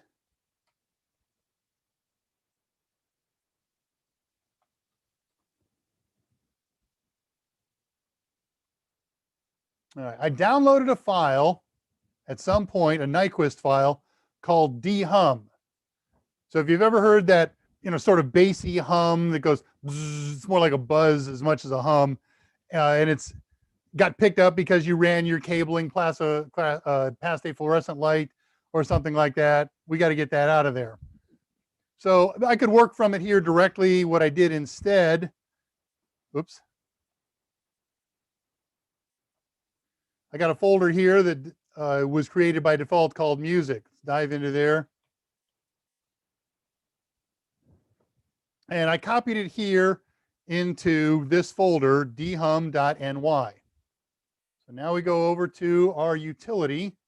I got a section marked. So I'm going to go to Effect, and I'm going to go to the Nyquist prompt. Now here, I could type in some Nyquist commands. I don't know any Nyquist commands, but maybe there's a command called make hum go away. And I would save that, and it would save it. Let's cancel that. And apply that command to this area that I have highlighted. If I already had it in the as I do, someplace in my system, I could go simply load it from there. Effect, go to the Nyquist prompt, load it, and go browse for it. Music. And there's dhum. I'm not going to select it because I want to do it a different way. But then all those commands would apply. Dang it, I just opened it. Cancel. There we go. Got away with it. Okay, good. Still got away with it. And the commands that are in there would appear here. And again, when I save it, they would apply to the marked out area that I have. But that's a utility that I want to use a lot. So what I can do is just put it in the appropriate folder.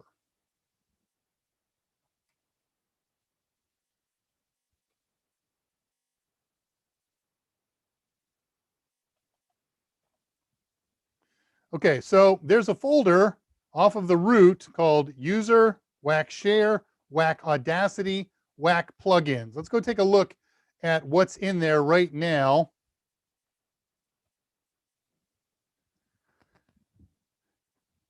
And these are 16 of the 1 through 16 plugins that were available in this menu. Go to Effect, We go down here to plug in 1 through 15.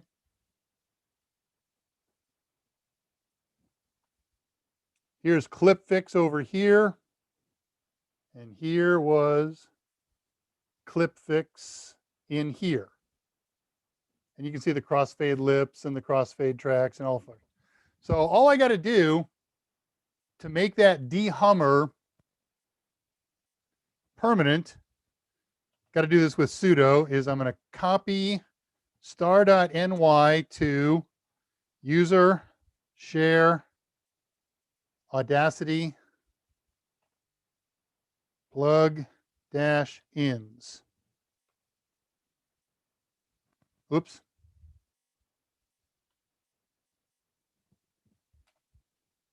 Copy it, huh? Okay, no error messages. So I presume it happened, but let's go confirm it. And there's dehum. So now let's see what happens to it in here.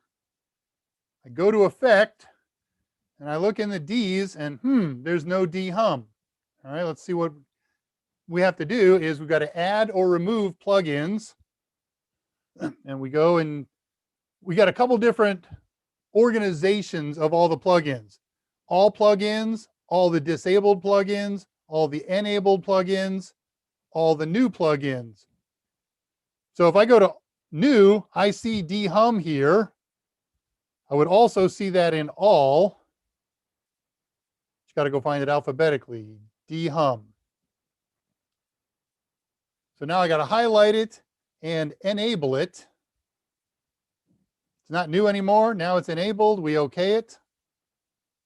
And now is it an available effect for us? Now, next you got to do is restore your computer. Or wait a minute. It added it in number 18. Nope, it's alphabetical. Nope, I was right. You have to close and reopen it. And it doesn't matter to me enough to show you that, but just quit out of Audacity, load it back up, and dehum will be in there. All right, what else did I want to show you? Oh, this. Tricks and traps. This is the microphone. So if you've got a USB microphone or a microphone attached to a DAC, you can select it in this menu. The old ALSA selection is the only one that's available here. I removed the ALSA audio player, but the ALSA input is still there. So, okay, it's your only choice, unless you add some new device. Pulse is the replacement for it. So I could change it, not changing it, it's actually the downstream. So since there's only one here, default and pulse is the same thing. And then here you can decide if you're going to do mono track or 2-track, or if you've got a device that supports more microphones, then you could do more than that. So here's kind of a cool thing to do then. You start recording, start a new track and start recording in it, and you'll make a new recorder track. Maybe you could do narration to a musical piece that's playing right now, or narration perhaps to a discussion that was being recorded. This is where Dave said something really stupid. You get the idea. This is the trickier part. If you just turn this on and you don't do anything, nothing's going to work, because there's two things you've got to do to set up. And the first thing is up here in the upper right-hand corner, the volume control. Now, if you left click it, you can make it louder or quieter. But what did you make louder or quieter? Well, that's a choice. And I get that by doing a right click here. You can select either the AV jack or HDMI. So the way I've got my system set up, I got a Pi. I have a 2.5 millimeter jack in the audio output cable. It's going into a mixer and a preamp, the same box that my lav mic is going to. And then from there, it goes into USB into my computer. And from there, Zoom is taking that. Yeah, I know it's ugly and it's complicated. It's evil. You don't have to do all that nonsense because you're not playing Zoom. All you got to do is either select HDMI so you can hear it on the speakers of your monitor, or select AV if you're going to hook them up to external speakers and plug the external speakers into the 2.5mm jack. Okay, so that's trick number one. Watch out for that one. And then trick number two, the default for this is the word default, and it's not the AV jack, to be sure. So either set it for the Broadcom 2835 HDMI if you want to send to your monitor, or the Broadcom headphones jack, which is the same thing as the AV jack. And now you're in business. Now you'll be able to get sound. So let me kill these sounds. Let me bring in something that's got a little more volume to it. I'm going to file import.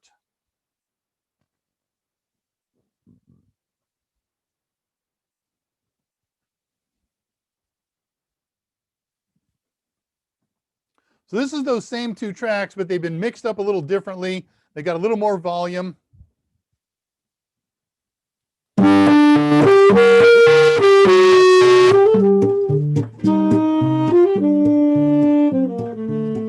I know your volume's still a little bit low, but it's actually about 4 times as loud as the other one. Hopefully you can hear that. Now you can see these two tracks have been joined. There's no bar that goes between the two of these. Oh, okay, let me do this. Let me bring in one of the other tracks.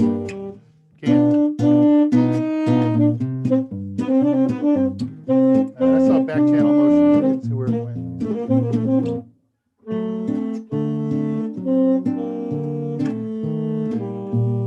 Okay, I can barely hear it. Sorry. You can barely hear me over the music. Okay, I can live with that. Max, there. Ooh, that hurts my own ears. I'm clipping the heck out of it, but maybe you can hear me. All right, I'm going to bring in one. No, I'm not. I'm going to cancel this, and I'm going to bring in. Stop it. Kill it. And I'm going to import those two audio files that I had earlier. Acoustic guitar on one track, saxophone on another track.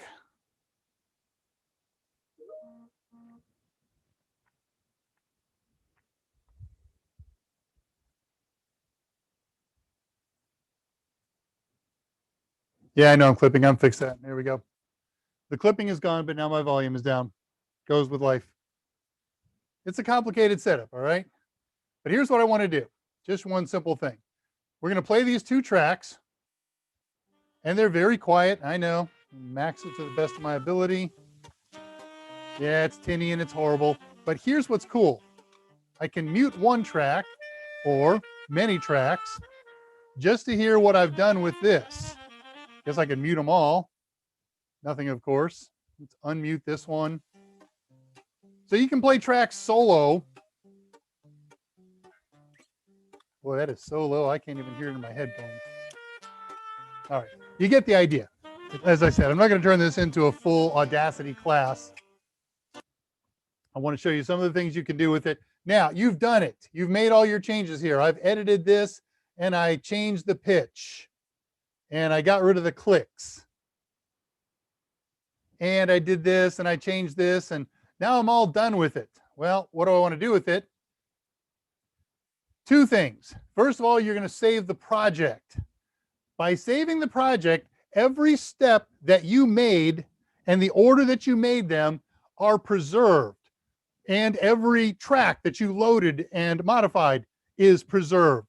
So later on, when you load a project, you bring everything back in and it's all undoable. If, on the other hand, I just did an export, and there's nothing wrong with just doing an export if that's what your intent, we can export in all kinds of different audio formats, MP3s, waves, which is lossless, OGG, which is the open source. Let me get rid of this thing, it's going to fall. Audio standard.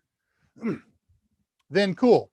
But what you're exporting here is a mixed single file. There is no way to undo any of the individual changes that you made for that file. Nothing wrong with that. Maybe this is what I actually wanted to output and post on the web for people to download or listen to or whatever. Cool. Save an MP3 or save a wave. But if you ever want to edit it again without starting over from scratch, don't forget to save your project.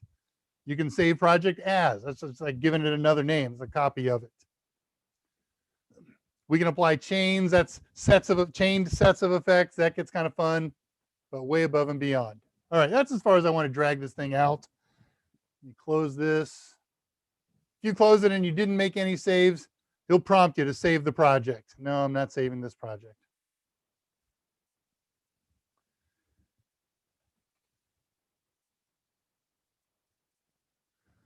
So installing Audacity is a really simple one-step process. Sudo apt install Audacity, done. If you want to add Nyquist plugins, just copy them to the user share Audacity plugins folder and then go do that, add, import them. My voice is, okay, let me know how my voice is now. I can read all the other stuff. Oh, I got to refresh this. Whenever I do a long session like that, my replay on YouTube goes about 7 minutes behind. Okay, good sound. Thank you, guys. So let's catch up on questions for the last 15.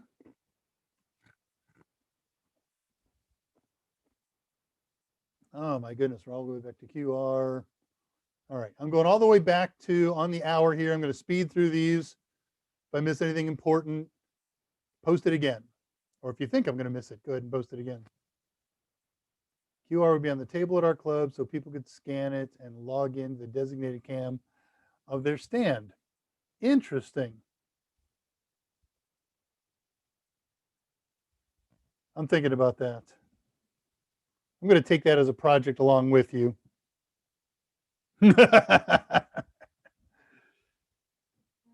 Passing 305. People stop talking. Okay, so we'll read everything. Seen restaurants have QR codes at their table for their menus.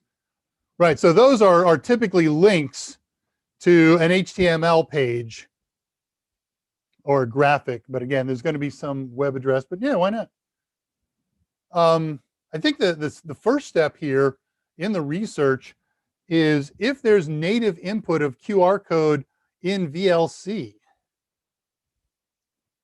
And I'll go, and I would, and if you don't see anything obvious there, that's a good research question because no idea is new. Somebody has thunk of this. Lucky man started calling as soon as I started having fun. Okay, we are going to talk about our neighbors and how they don't like our loud music.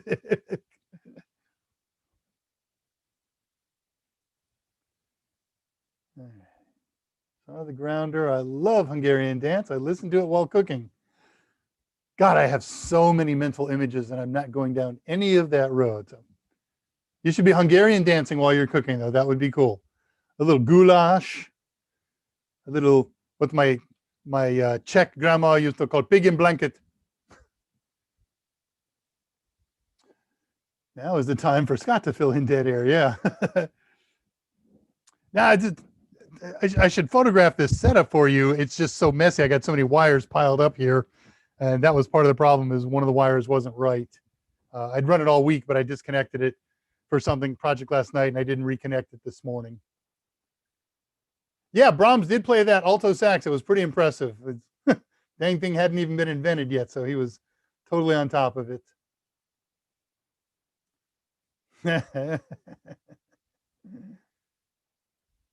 Virtual studio technology, says Scott, who did the research. Thank you very much. VSTs. And there are VSTs for video as well. So it's a very popular genre of things. Does dehummer turn an SUV into a Leaf?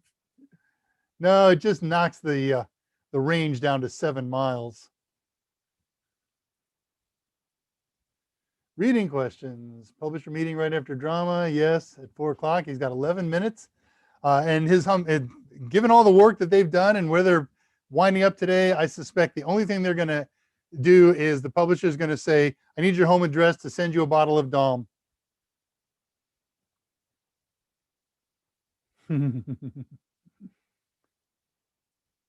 Oh, sorry to have hurt your ears. Just making sure we was awake. Yeah, it's a new box that I got a couple of weeks ago, and I'm still ringing it out. Your voice is too loud, distorting a tad. It sounded terrible when I put my headset on. I did my first DJ job a couple of weeks ago. It wasn't much of a job, but it was cool. And I've been playing with a mixer, learning to do it. I think I may do a bit of DJing when the world unlocks again here. I've seen old guy DJs. They're all right. A remix of a remix. Yeah, see, okay, things you can do with it. That's what I wanted to talk about. So we can do cleanup with it. We can do added tracks with it. You can, wasn't popular, and especially not so much anymore, but if you're as old as I am, and you remember when the Beatles broke up and all the band members started doing individual projects and projects with other bands, Paul McCartney did a song with 17 instruments, and he played them all one at a time. Of course, the first instrument you play is drum, so you can lay down a soundtrack. This was not before electronic metronomes or anything like that, but he did it manually. And then while listening to that, he did every other part and saved it individually. And of course, we didn't have computer-based mixers back then. He had to mix it all manually with 24-track tape. But you can do the same thing electronically now. It's pretty impressive. Champagne for all. All right, we got through all of the questions. So I'm going to do this. Not a big turnout today, but for the nice folks who do this after the fact, I'm going to put up 2 slides. One, just a reminder how to find us, because they didn't want to watch the beginning. It just got straight into the meat of it. I want to see the Audacity thing that Dave said he was going to do. So we did. But if you have questions about what we've done, other things we might do, things you'd like to see done, shoot me or Scott a message, daver@totalsem.com, scottj@totalsem.com, or look for us on everywhere. My name's common, his is not so common. Don't forget to like and subscribe today or afterward watching the thing. And remember, there is an unofficial Mike Meyers AMA Discord. Has nothing officially to do with Total Seminars or Mike Meyers. Our good friend Jose Braden set it up, and it is growing by leaps and bounds as an area to talk about Mike, his courses, his books, and everything else. Has nothing to do with Mike, just techno talk in general. How does this subnet mask work? I'm trying to get a QR code to automatically launch a VLC file. The invite changes every day. So if you're watching this other than on today live, then you can just do a Discord search, Jose Braden or unofficial Mike Meyers Discord. But if you go today, here is the link. It's case sensitive. And we'd love to see you there. We usually, somebody hangs out, and oftentimes multiple somebodies on the Discord channel from here, myself or Scott or Mike. And there's a big active crowd of folks there. If and when we're not there, we'd really invite you to join, come over, talk with us about anything that strikes your fancy. We're a little less politically correct there, so you may see pound signs and exclamation points in speech bubbles. And politics can get a little beyond the pale. But come on over, visit us. Technobabble in general. Yeah. Yes, there's shenanigans there. It is a fine Irish name. I didn't. There's a football player named Jernigan as well, and one named Rush. That's why we put our things together. Jernanic. I came up with 2 new terms lately. One of them won't come to mind. The other one, this is for you, Tullowit, and you, Andre, Thrillatary. Yeah, I know. And I wrote the other one down somewhere. It was really good. Yeah, he plays for the Eagles, which means they get second pick this year, right? I haven't followed football at all this year, but that would be American football for you folks over on the other side of the pond. All right. Not much in the way of other real questions. Let me take a look at something here. I had a thought, a backup topic, just to fill a couple of minutes. There's nothing major or stunning here. There's my page. Well, there has been a lot going on in the Linux world. Uh, for as much shutdown as we've been going through, the last 3 weeks have been explosive. There is a very, very, very popular, okay, I'll get it. There's a very popular version of Linux in the commercial arena called CentOS, CENTOS, CentOS if you like. And they're like Ubuntu, they're probably the second most popular industrial installation out there. Companies like them because of their long-term support. They don't make major changes to it frequently, every year, sometimes longer than that.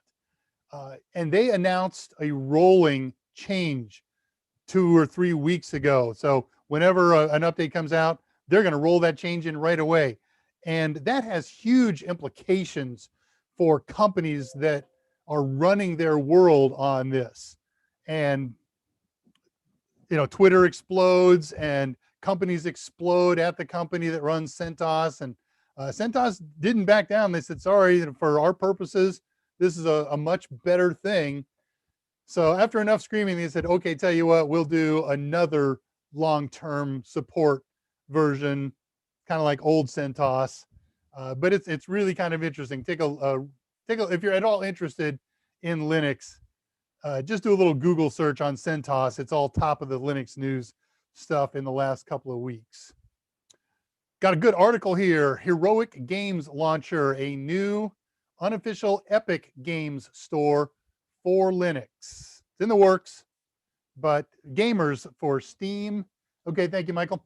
Gamers in Steam and in Epic, they always want, not always want, the niche world who plays with Linux wants a lot more Linux penetration of games into that environment. All right, let's see what popped while I was dangling. Hi, Dave and chat. Nice try. Welcome, No Cigar. Way to get here 3 minutes to fly, but that's okay. Could we use Pi Media Server for multiple users on a LAN to connect to and use Kodi simultaneously? Yes. That one's a simple, easy, straightforward one. Absolutely.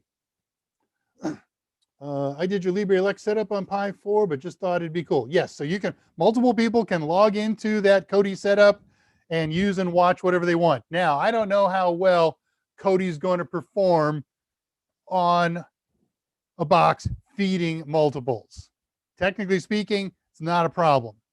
But performance-wise, I will do an experiment on that with a family member here, and I'll open it up to the interwebs and do it with one of the total seminarians.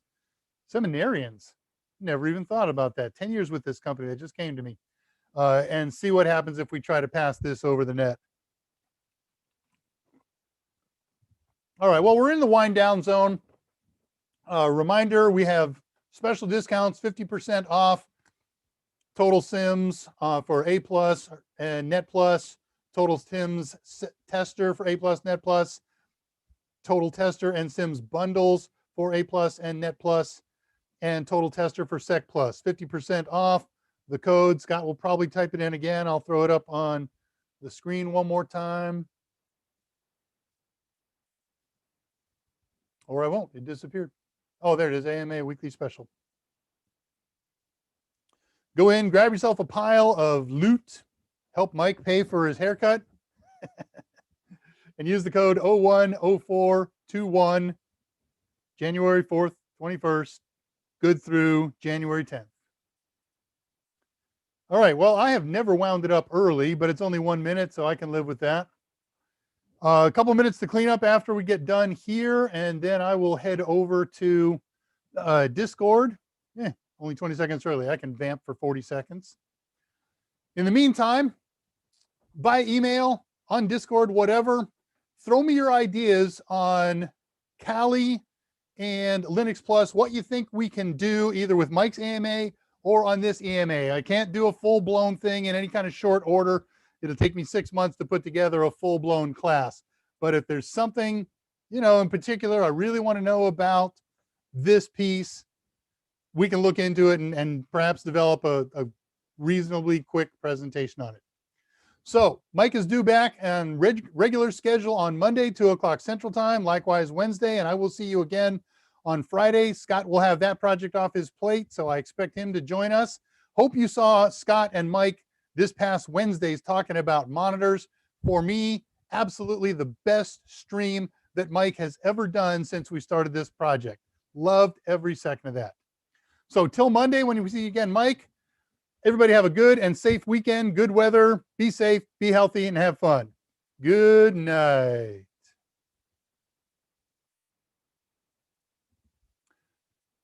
How long can I stand here by myself, making no faces, until the